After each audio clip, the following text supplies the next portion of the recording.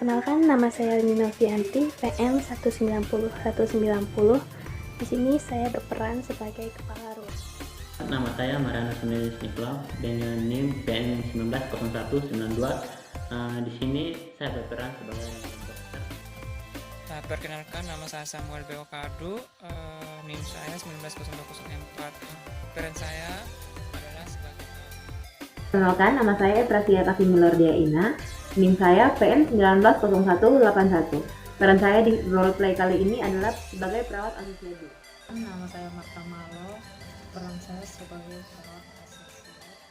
Saya Murniati Kodika Boka, NIM PN 190-195. Di sini saya berperan sebagai perawat asosiat 3.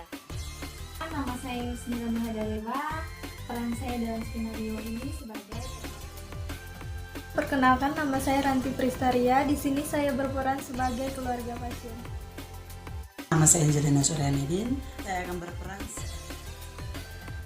Halo semuanya, di sini saya akan menjelaskan tentang pre-planning dan apa itu ronde keperawatan yang akan kami simulasikan. Saya langsung saja. Untuk latar belakang pasien sendiri, pengkajian yang dilakukan pada Nyonya S, keadaan umum pasien bisa dilihat dari pemeriksaan tanda-tanda vital dan observasi terakhir. Nyonya S belum stabil dan masih mengalami sesak, dan Nyonya S mengatakan sesak yang dirasakan tidak berkurang.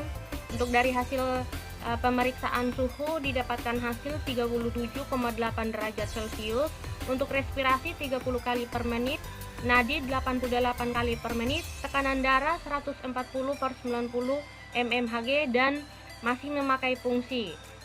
Nyonya S dengan diagnosa medis Chiamamae, dengan diagnosa keperawatan yang pertama yaitu gangguan pola nafas berhubungan dengan infiltrasi pleura parietal, yang kedua nyeri berhubungan dengan proses inflamasi, yang ketiga gangguan integritas jaringan berhubungan dengan proses penyakit. Implementasi telah dilakukan sesuai dengan masalah yang muncul. Dari implementasi yang telah dilakukan, ternyata terdapat masalah keperawatan yang belum teratasi, seperti luka pada Mamae belum membaik dan sesaknya belum teratasi, dan masih menggunakan oksigen hingga hari ke-7 perawatan di rumah sakit. Sehingga dari adanya masalah keperawatan yang masih belum teratasi, dari pihak keperawatan memunculkan ide mengadakan ronde keperawatan untuk memecahkan masalah tersebut. Untuk tujuan dari ronde keperawatan sendiri, untuk tujuan umumnya itu setelah dilakukan ronde keperawatan diharapkan adanya pemecahan masalah sehubungan dengan masalah klien. Untuk tujuan khususnya yang pertama yaitu menjustifikasikan masalah yang belum teratasi. Untuk yang kedua, mendiskusikan penyelesaian masalah dengan perawat yang lainnya. Untuk metode pelaksanaannya, yang pertama yaitu memberikan penjelasan mengenai ronde keperawatan dari pengertian, tujuan, dan tahap pelaksanaannya. Lalu yang kedua, melakukan bedside teaching ke pasien atau monitor keadaan pasien. Untuk yang ketiga, melakukan diskusi tentang masalah klien. Untuk sasarannya di sini yaitu Nyonya S dan juga keluarganya. Untuk evaluasi, yang pertama yaitu evaluasi struktur. Yang pertama yang dilakukan yaitu kontrak dengan pasien dan keluarga serta kepala ruangan. Lalu persiapan ronde keperawatan dan juga menyiapkan materi pre-planning. Untuk evaluasi proses, pasien dan keluarga dapat bekerja sama selama ronde keperawatan. Lalu pelaksanaan diskusi tentang masalah keperawatan yang timbul pada pasien. Lalu peran perawat primer dan perawat asosiat selama ronde. Lalu peran perawat primer dan peran perawat asosiat dalam pelaksanaan perorganisasian ronde keperawatan. Untuk evaluasi hasil, yang pertama identifikasi masalah klien, lalu yang kedua adanya pemecahan masalah tentang masalah klien, lalu adanya respon dari tindakan yang telah dilakukan. Untuk selanjutnya saya akan menjelaskan tentang ronde keperawatan. Untuk pengertian ronde keperawatan yaitu suatu kegiatan yang bertujuan untuk mengatasi masalah pasien yang dilaksanakan oleh perawat Di samping klien dilibatkan untuk membahas dan melaksanakan asuhan keperawatan, tetapi kasus tertentu harus dilakukan oleh perawat primer atau konselor, kepala ruangan, perawat asosiat yang perlu juga melibatkan seluruh anggota tim. Untuk karakteristiknya, yang pertama yaitu pasien dilibatkan secara langsung, pasien merupakan fokus kegiatan, lalu perawat primer atau konselor, perawat asosiat melakukan diskusi bersama, lalu konselor memfasilitasi kreativitas, lalu konselor membantu mengembangkan kemampuan perawat asosiat, perawat primer dalam mengatasi masalah. Tujuan dari ronde keperawatan yaitu yang pertama menumbuhkan cara berpikir secara kritis, lalu yang kedua menumbuhkan pemikiran tentang tindakan keperawatan yang berasal dari masalah klien, lalu yang ketiga meningkatkan validitas data klien, lalu yang keempat menilai kemampuan justifikasi, yang kelima meningkatkan kemampuan dalam menilai hasil kerja, yang keenam yaitu meningkatkan kemampuan untuk memodifikasi rencana keperawatan. Untuk selanjutnya yaitu peran perawat primer dan perawat asosiat. Dalam menjalankan pekerjaannya perlu adanya peranan yang bisa untuk memaksimalkan keberhasilan, yaitu antara lain yang pertama menjelaskan data dan demografi klien, lalu yang kedua menjelaskan masalah keperawatan utama, yang ketiga yaitu menjelaskan intervensi yang belum dan yang akan dilakukan, yang keempat yaitu menjelaskan tindakan selanjutnya dan menjelaskan alasan ilmiah tindakan yang akan dilakukan. Untuk peran perawat lain atau konselor, yaitu yang pertama memberikan justifikasi, yang kedua memberikan reinforcement, lalu yang ketiga menilai kebenaran dari suatu masalah, intervensi keperawatan, serta tindakan yang rasional, yang keempat mengarahkan dan koreksi, yang kelima yaitu mengintegrasikan teori dan konsep yang telah dipelajari. Selanjutnya yaitu langkah-langkah ronde keperawatan. Yang pertama yaitu persiapan penetapan kasus minimal 1 hari sebelum waktu pelaksanaan ronde keperawatan, lalu pemberian inform consent kepada klien atau keluarga pasien. Lalu yang kedua yaitu pelaksanaan ronde. Yang pertama yaitu penjelasan tentang klien oleh perawat primer. Dalam hal ini penjelasan difokuskan pada masalah keperawatan dan rencana tindakan yang akan atau telah dilaksanakan dan memilih prioritas yang perlu didiskusikan. Lalu diskusi antara anggota tim tentang kasus tersebut. Selanjutnya pemberian justifikasi oleh perawat primer atau konselor tentang masalah klien serta rencana tindakan yang akan dilakukan. Lalu tindakan keperawatan pada masalah prioritas yang telah dan akan ditetapkan. Selanjutnya yaitu pasca ronde atau setelah ronde keperawatan, yaitu mendiskusikan hasil temuan dan tindakan pada klien tersebut serta menetapkan tindakan yang perlu dilakukan. Sekian penjelasan dari saya mengenai pre-planning ronde keperawatan yang kami simulasikan. Semoga bermanfaat.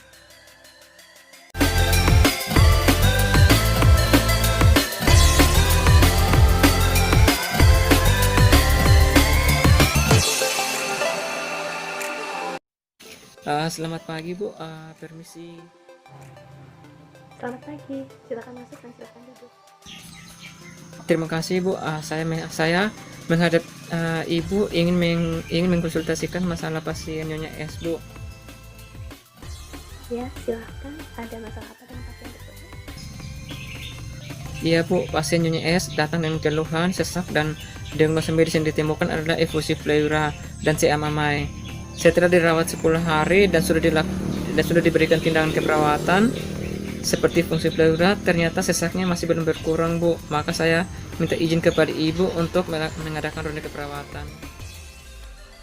Lalu, apakah kamu sudah mempersiapkan tim ronde keperawatan tersebut dan siapa saja yang akan menjadi bagian dalam tim, serta kapan perencanaan selesai? Sudah Bu, rencananya besok akan dilakukan ronde keperawatan. Di sini saya mengajak perawat Abi, Evan, Cici, dan Ciwi, serta mengundang dokter sebagai konsultan dan konselor Bu. Baiklah, kalau memang seperti itu, kemudian sekarang silahkan kamu lanjutkan hal-hal yang perlu dipersiapkan. Terima kasih Bu, saya permisi dulu.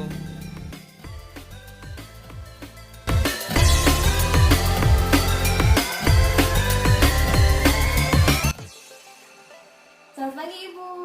Bagaimana kabarnya hari ini? Iya, selamat pagi Sus, silakan. Seperti biasa Sus, masih sesak, tapi sudah agak berkurang. Selamat pagi Sus. Iya Sus, ibu saya masih merasa sesak. Kadang malam ibu saya susah tidur Sus karena sesaknya. Begini Ibu, untuk menindaklanjuti penyakit yang dirasakan Ibu Angel saat ini, maka saya berencana untuk mengadakan ronde keperawatan. Jadi ronde keperawatan ini adalah suatu pemecahan masalah keperawatan yang belum terselesaikan, yang nantinya dalam permasalahan ini akan diberikan solusi oleh dokter ahli dan tim medis lainnya. Tujuan tindakan ronde keperawatan ini adalah untuk menyelesaikan permasalahan yang masih Ibu rasakan saat ini. Untuk itu saya mohon kesediaan Ibu untuk mengadakan ronde keperawatan besok pagi dan mohon untuk mengisi formulir persetujuan tindakan ronde keperawatan. Iya baik Sus, asalkan sesak saya bisa sembuh Sus, saya setuju saja. Baik, bagaimana dari keluarga Ibu Angel? Apakah setuju? Iya Sus, saya setuju. Lakukan saja apa yang terbaik buat ibu saya. Yang penting ibu saya bisa sembuh. Ya, baik. Terima kasih atas persetujuan Ibu dan keluarga Ibu Angel. Sampai ketemu besok pagi. Terima kasih.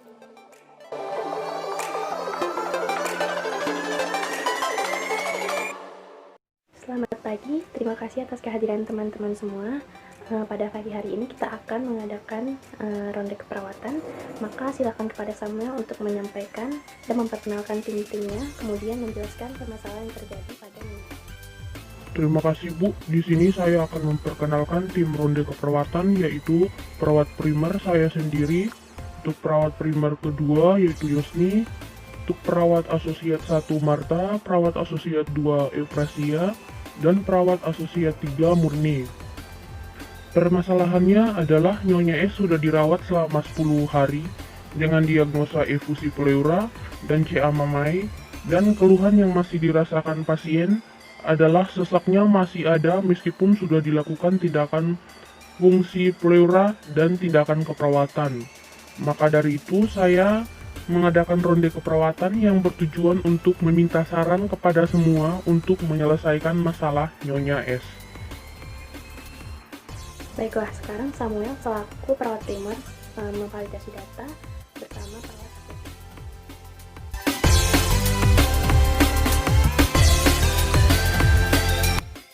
Selamat pagi, permisi Bu. Kami dari tim ronde keperawatan bermaksud untuk menanyakan keluhan yang masih dirasakan Ibu saat ini. Mari Sus, silakan. Iya, selamat pagi Sus. Bagaimana kondisi Ibu saat ini? Apakah masih sesak atau ada keluhan tambahan? Sesak saya sudah berkurang Sus, terima kasih. Baik Bu. Di sini saya melakukan pemeriksaan fisik serta menanyakan hal-hal yang terkait yang dirasakan Ibu serta hal-hal yang mungkin kami akan perlukan yang kami perlukan untuk menunjang data-data Ibu di sini.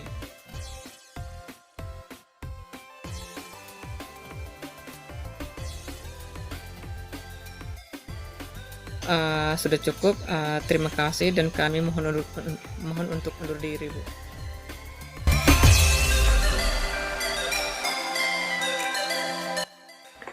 Untuk mempersingkat waktu, maka sekarang saya persilahkan kepada perawat primer, perawat asosiat, dan dokter agar mempersiapkan solusi dan intervensi lanjutan yang akan diberikan oleh Nyonya S terkait masalah ini. Setelah saya memvalidasi data ke pasien, saya mendapatkan bahwa sesak yang dirasakan Nyonya S sudah berkurang, tetapi masih berat untuk melepas oksigen. Kira-kira menurut dokter bagaimana terkait dengan keluhan yang masih dirasakan Nyonya S? Sebenarnya penyakit dasar Nyonya S adalah CA mamai dari efusi pleura. Ini merupakan dampak dari kanker stadium lanjut yang sudah bermetastase ke jaringan lain, sehingga meskipun dilakukan tindakan medis pukis berulang kali tetap akan timbul cairan dalam vakum pleura. Maka dari itu dilakukan pleural disease. Harapnya cairan tidak akan kembali pada vakum pleura nanti. Lalu apakah nyeri akibat pleural disease dan hipertermi tidak akan mengakibatkan efek lainnya? Nah, untuk pleural disease sendiri merupakan perletakan antara lapisan pleura agar terjadi peradangan yang nantinya mencegah terjadi pemasukan cairan kembali pada pleura, sehingga reaksi yang diinginkan untuk mengetahui pleural disease berhasil adalah nyeri dan hipertermi. Lalu, bagaimana cara mengatasi agar sesaknya bisa berkurang? Sebenarnya Nyonya S sudah membaik. Tetapi yang harus dilakukan adalah melatih pasien untuk melepas oksigen, melakukan mobilisasi terhadap dan kontrol pasien pulang adalah dari polipenyakit paru dan polipenyakit dalam. Baik dok, apakah perlu memberikan edukasi kepada keluarga terkait latihan untuk melepas oksigen dan mobilisasi bertahap? Ya betul Mbak, harus tetap diedukasi dan ajarkan keluarga mobilisasi bertahap untuk pasien tersebut. Baiklah, saya rasa sudah cukup pelaksanaan ronde keperawatan pada pagi hari ini. Saya ucapkan terima kasih atas kehadiran teman-teman semua dan selamat.